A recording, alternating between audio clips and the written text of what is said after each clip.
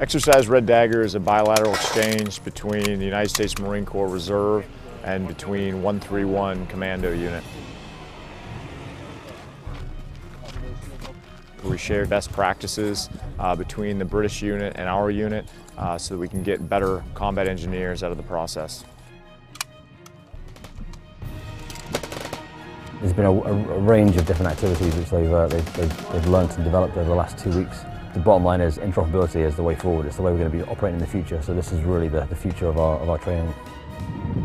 The land navigation is employed by the British Commando units tend to focus more on orienteering. So they move very quickly over the terrain and they will tend to shoot from terrain feature to terrain feature as opposed to maybe navigating specific azimuths like we tend to do.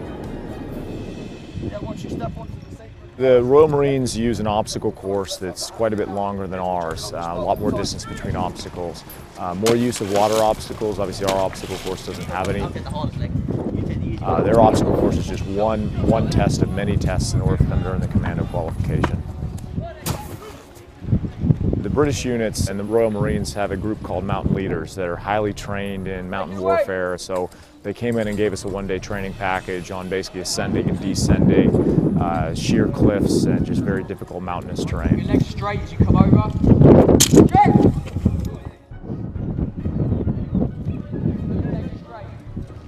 Utilizing steel I-beams and wood planking to rebuild a non-standard bridge. Following the construction of the bridge, we were actually able to go down to demo range and place the bridge and detonate it. The detonation was successful. They completely destroyed it.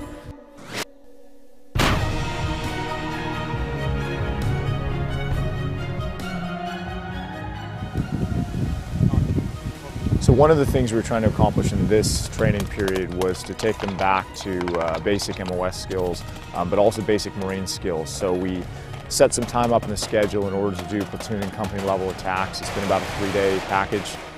So we've been assaulting essentially urban objectives in addition to doing reconnaissance patrols, movement to contact patrols.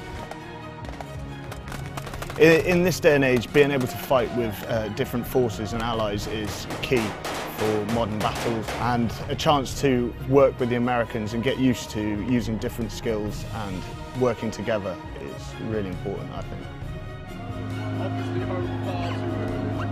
This is an exercise that definitely needs to be continued because there's so much value with learning from the Royal Engineers and how they do things, and they're such a professional organization that anytime we can get our junior Marines to interact with them, there's always going to be value. I really enjoy working with the Americans. All of them have got really good characters, and it's been fantastic to see them develop themselves over the last 2 weeks. But hopefully this relationship continues in the future because it's a brilliant opportunity.